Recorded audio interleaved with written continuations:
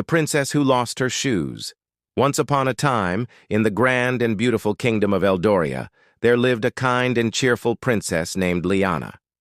She had golden hair that shimmered in the sunlight, eyes as bright as the morning sky, and a heart as pure as the crystal-clear rivers that flowed through the kingdom. She loved exploring the palace gardens, twirling in the grand halls, and playing with the children in the village. But more than anything, she adored her sparkling golden shoes. These shoes were no ordinary ones. They were a special gift from the Fairy Queen on her 10th birthday. Made of the finest silk and adorned with tiny twinkling stars, they glowed softly in the moonlight. Whenever she danced in them, it felt as if she were floating on air. She treasured them dearly and wore them on only the most special occasions.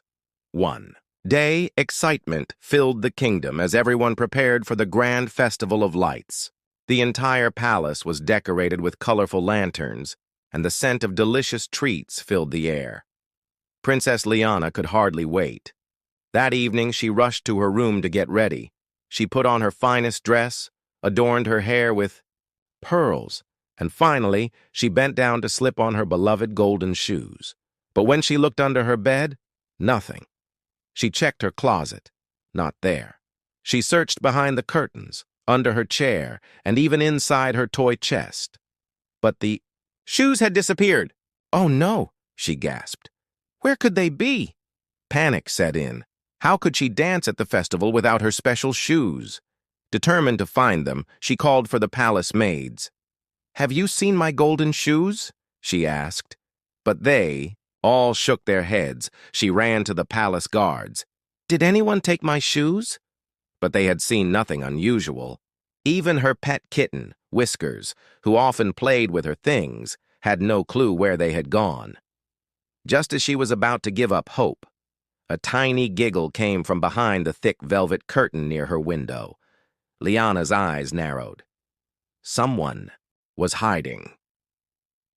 Gently, she pulled back the curtain, and to her great surprise, there sat her little brother, Prince Theo. He was only 5 years old, with curly brown hair and mischievous green eyes. But what truly caught her attention were his feet. He was wearing her golden shoes. "Theo," she cried, "why do you have my shoes?"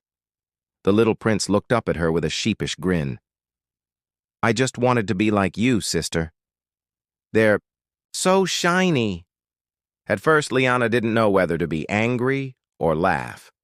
But when she saw how small his feet looked in the oversized shoes and how excited he was, she couldn't help but smile. Instead of scolding him, she knelt down, took his hands in hers, and said, "Theo, you could have just asked. You can borrow them next time. But for tonight, let's find you your own special shoes." Prince Theo beamed with joy. Together, they searched through his closet until they found a pair of shiny silver shoes that fit him perfectly. He twirled around in them, feeling just as special as his sister. That night, Princess Liana danced gracefully under the lantern-lit sky in her golden shoes, while Prince Theo proudly marched beside her in his silver ones. As they twirled and laughed together, the whole kingdom watched and smiled, knowing that the true magic wasn't in the shoes, but in the love between a brother and sister. And from that day on, they didn't just share their shoes, but endless moments of laughter, joy, and adventure. The end.